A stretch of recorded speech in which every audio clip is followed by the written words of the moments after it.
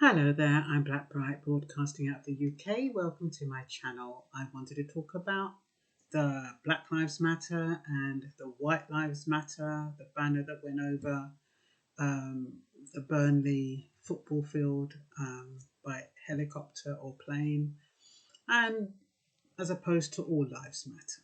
And I think they're talking about, oh, it was offensive and this and that, and a big stink about it, and Burnley football ground had to apologise. I think it's lack of understanding. I think a lot of people, especially white people, they'll think Black Lives Matter, what about our lives? Don't our lives matter? What about all lives? Don't all lives matter? And I think it's that lack of understanding that caused them to fly the plane, because as far as they're concerned, our lives matter as well. This isn't just about Black lives. And I think if we understand the premise behind Black Lives Matter, it might make a little bit of sense. And I think that is where it differs from White Lives Matter, because in effect, all lives matter. But what has been happening, why they set up the Black Lives Matter movement, I think it was in 2013. Yeah, the Black Lives Matter is a movement advocating for non-violent civil disobedience in protest against incidents of police brutality against blacks. It's specific. It's not about the general lives of a black person. It's specifically targeted at those black lives who have been lost through police brutality and use of force, overuse of force. And so what's happened is, and other disparities and other disproportionalities. So they've brought out that movement to address that. So it's not just about Black Lives Matter. It is specific. And that's why it relates to the George Floyd incident, and that's what's kind of compounded it, because we have been seeing a lot of deaths in police custody of blacks. And yes, if you're going to do it through ratio of blacks killed in police custody versus white, it's going to look like it's a pittance. But when you look at it from the proportion of how many black people there are in the country, as opposed to how many are jailed, as opposed to how many have actually died in police custody, that's when it's disproportionate, and that's why it's an issue.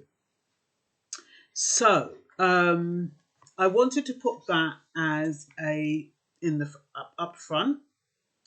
So black people account for 3% of the population, but 8% of the deaths in police custody. And that's what I was talking about, proportionality or disproportionality. And then you have Black Lives Matter. And these are the reasons, some of the reasons why the movement came about.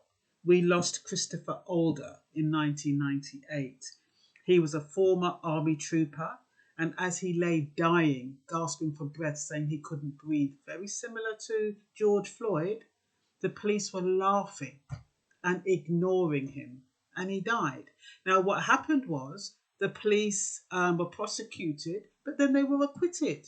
5 officers. They were prosecuted and then they were acquitted. And that's why it kind of, black lives matter if there's no justice. And that's how it's come about. Because when there's an obvious criminal act, or obvious in our eyes by the laws and what they have to do and how they have to justify what is illegal from what isn't, the law works in the police favour. We can't get away from that. So it's very, very difficult to prosecute a police officer because there's always ways around it. But my point is that when injustice is seen to be done in this way, using disproportionate force or excessive force, shooting when there's when they have no weapons, tasered disproportionately, arrested disproportionately, all of those stop and search disproportionately, all that disproportionate, and there's no consequences. And when you think about all these deaths of black and minority ethnics, and there's no consequences for the police, I think there's three since 1960, only three police prosecutions leading to convictions since 1990. So when you see that and you think, my God, it's like murder. It's like getting away with murder, because your loved one has been killed in police custody. And especially, there's how many under 18? 7 under 18. Now, it's a police duty to protect minors. They're supposed to have this board to safeguard minors. And yet 7 under 18s have died in police custody. When you see that and there's no justice for the parents can't seek justice, it begs the question, do Black Lives Matter? So that's where it's coming from. That's where the Black Lives Matter movement is coming from. Now we've had, like I said, Christopher Older. We had Thomas Orchard. We had Smiley Culture. Now, Smiley Culture was a DJ. You know, he used to chant, or whatever you call it, MC, I would say. And the police raided his house, and they said he stabbed himself through the heart and committed suicide. I don't know if that makes sense, but we do not know. That is what was said. There's question marks all around it. Okay, we have Sean Rick. We have that was unsuitable for use of force. We have Kingsley Burrell. We have Rashan Charles. We have Edson DeCosta. We have Simeon Francis. We have Darren Camberbatch. We have Zahid Mubarak. We have Craig Boyd in Derby. And the thing is that there's lots of more. But that is why the movement is in place. So we don't want white people to think what we're saying by Black Lives Matter is that white lives don't matter. No, that is not what's being said. What is being said is that Black lives don't seem to matter because there is no justice for Black people when they're either killed by police or the justice after that deed has been done. I hope that's quite clear. Also, Black Lives Matter because the correctional system seems to target suspects, arrests, charges, remands, convicts, and imprisons Black and minority ethnics disproportionately. Detention of Black and minority ethnics has gone up from 25% in 2006 to 41%. Stop and search powers have disproportionately targeted BAMEs. And the police were trained in 2015 and it did drop the stop and search, but then we have that spate of knife crime. So all of that went out of the window. All the training went out of the window because the police could stop and search disproportionately. The individuals didn't have to have no reason. The police didn't have to suspect them of anything. They just needed to stop them and search them to see if they had any weapons on them. So, of course, the stop and search spiked. And, of course, the disproportionality of blacks versus whites shot through the roof because the perception is black young men are violent, they have weapons, they're dangerous, they're aggressive, and all of those stereotypes, and they're criminals. And they've got drugs on them. So if they don't have a knife and they have a spliff, they'll charge them for the spliff. And the thing is, that's another thing. When it comes to a white person and a black person both committing the same crime, a black person's sentence is 50% higher than a white person. That is why we're saying black lives need to matter. All we're looking for is fairness and equality in the justice system. And, people being accountable for their actions. So there was 4 stop and searches for every white person 38 stop and searches for every black person. So, I mean, and 50% minorities get 50% higher sentences for drug charges. Black families are less likely to get justice. Black and minority ethnics are less likely to be offered rehabilitation. 250 apparently people on the parole board. Not one of them is from a black and minority ethnic background. So if you've got a load of white people who haven't got a clue about black people and black culture, and there's some of these fuddy-duddies from the year of naught, what are they going to know? They just see a black person. They've already programmed to say a black person is a criminal. When the police said, oh, he did A, B, C, D, and E, it's just reinforcing the stereotype. They're not going to know no different. And there's never been a black and minority ethnic director of public prosecutions. The Anglione report found between 1990 and 2009, 16% of those who died from excessive use or use of force were black, twice the amount of those arrested. There's been 152 deaths from use of force. They're not all black, but 152 deaths, 7 under the age of 18. So how do we keep young people safe? Young people safe. They've got a document.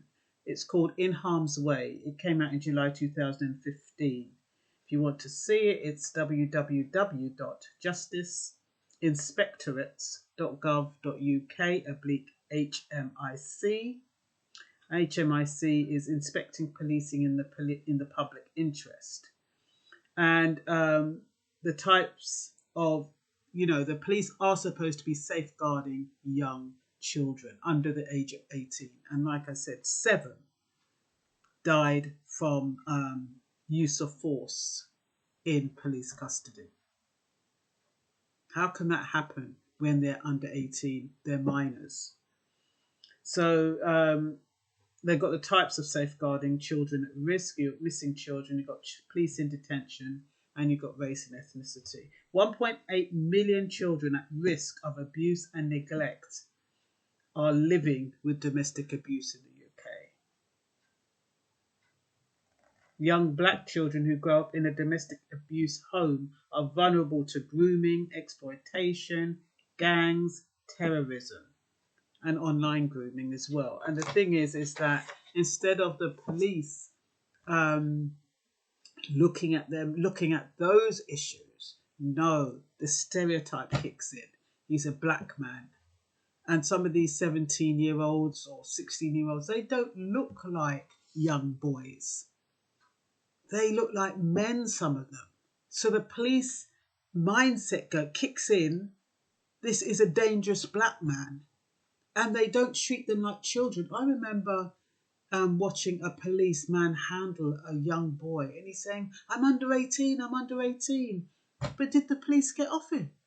He didn't have a weapon, he didn't have anything. But the police did not think, oh my God, he's under 18, I need to treat him differently. They didn't. They were not molesting him, they were using the use of force disproportionately. It's bad enough using it disproportionately on an adult, but when it's a child, it's not right. And there's no, like I said, there doesn't seem to be any consequences. The overall quality of police practice in protecting and safeguarding vulnerable children needs to improve. As part of the National Child Protection Inspection Programme, HMIC examined 576 cases involving children from across 8 forces. 177 were assessed to be at good standard. 179 were adequate.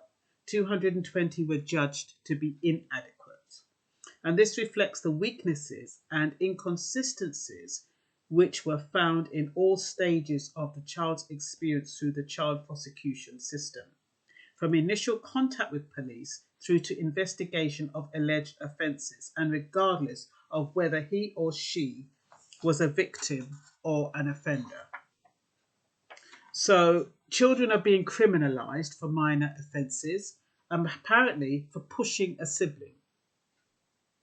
criminal damage in the home, wasting police time for running away from home, lying and perverting the course of justice when their accounts of offences are against them that were believed. And the thing is that these young children or teenagers are getting criminal records for normal domestic situations.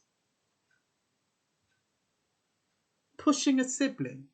I mean, unless he pushed him and broke his head or broke his neck, but there's no implication of that.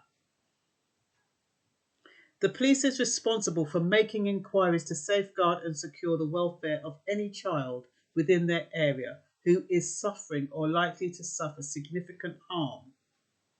And supposing that significant harm is at the hands of police, then what do you do? Police are meant to identify children who might be at risk from abuse and neglect, investigations of alleged offences against children, excuse and exercise emergency powers to protect children. Section 136 allows the police to take a child under the Mental Health Act 1983 if they are concerned a child has mental disorder. I mean, that's not good either. Because what is a definition of a mental disorder? Some people who, get angry and go crazy and who are not listening, and when they're telling them to listen and they're not listening, they could call them mental, couldn't they? I mean, what is their definition of a mental disorder? So children at risk, 10,000. Is that 10,000? No, 10 million. Wow. Children at risk, 10,579,132 children under 16 are at risk. 11,970,367 children under 18 are residing in the UK as of 211. 77,965 cases of children missing from home. 36% are 15 to 17-year-old. 10,421 are detained young children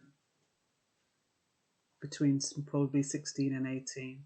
But my point is that, when we're thinking about Black Lives Matter, it is because of the sentences, it's because of the arrests, it's because of the stop and searches, it's because of the killings, and disproportionately. So that's why we're saying Black Lives Matter. But in essence, all lives matter. But in this context, Black Lives Matter. I mean, white people, they're not affected in the same way as black people. And that is the point. Okay? I hope I've clarified that. Bye-bye.